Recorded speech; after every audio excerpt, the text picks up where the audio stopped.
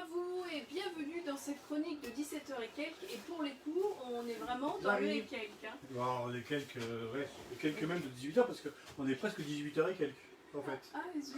Oh là là. Alors aujourd'hui, on va vous parler de dragon. Alors, plutôt qui est la charmeuse de bêtes. La bête.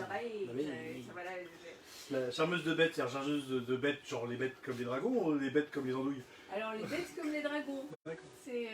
Donc c'est l'histoire d'une petite fille dont la maman est elle, soigneuse, dresseuse, Charmeuse. de dragons.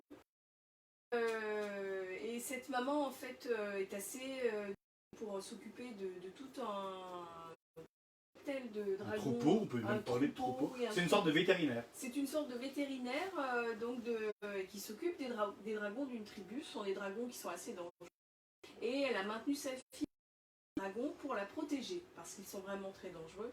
Il se trouve qu'un matin, tout le troupeau de dragons va être décimé et la tribu, très en colère, va tuer la maman d'Éline, pensant responsable de la mort des dragons. Elle était responsable ou pas? Non, bien sûr que non. C'était un test de spoil.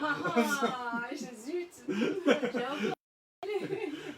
Donc, et Éline va remplacer sa maman ou pas? Non, Éline va partir pour une quête pour prouver l'innocence de sa maman. Donc, alors, c'est graphiquement très beau. L'histoire est particulièrement bien racontée. Ouais, c'est très détaillé. Ouais. Oui, c'est très détaillé. Le dessin est hyper chouette et l'histoire est vraiment très bien. Attends, tu me perds là. C'est chouette ou c'est dragon? Je ne comprends pas. C'est des... Oui, il y a peut-être des chouettes, hein, on ne sait pas. Hein.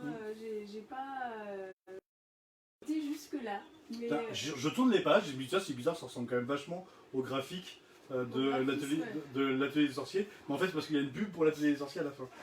Quoi Fabrice? Voilà, alors si vous avez une lecture comme ça d'injustice et de quête, je vous propose Éline, charmeuse de bêtes, parce que c'est un manga sensible, intelligent, avec une héroïne forte. Et, avec une héroïne forte et de l'action. L'héroïne aussi, c'est dans les veines de Marie. Voilà, ouais. Donc, Éline ou la charmeuse de bêtes, c'est chez Pika. Oui. Et Pika en ce moment elle va en poupe parce qu'ils font leurs 20 ans, donc ils mettent beaucoup de choses en avant.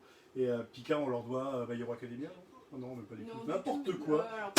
Non, Pika on leur doit Chobits, par exemple. L'atelier des sorciers, ils font des trucs très très bien chez Pika. Ouais. Et notamment Éline, la charmeuse de bêtes. C'est une série courte ou pas?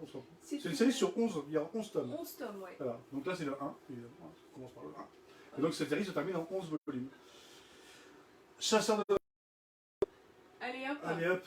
Ouais, et juste pour l'info, pour rester dans les dragons, il y a le manga dont tu avais parlé l'autre fois qui s'appelle Drifting Dragon, qui à partir de jeudi, donc là on est lundi, dans 2-3 jours, sera disponible sur Netflix en animé. Ouais, mais en tout cas jeudi. Jeudi, voilà. Donc jeudi sur Netflix vous avez Drifting Dragon qui est un des nouveaux mangas qui est sorti. Le mari avait chroniqué déjà il y a quelques semaines maintenant. Non, quelques jours. La semaine dernière? Ouais, la semaine dernière. Ça passe vite quand même. Oui, ouais. Donc, allez hop, Éline, la charmeuse de bestioles. Et moi, je vais essayer de charmer ma bête à moi. C'est qui? Et si je m'en sors à demain.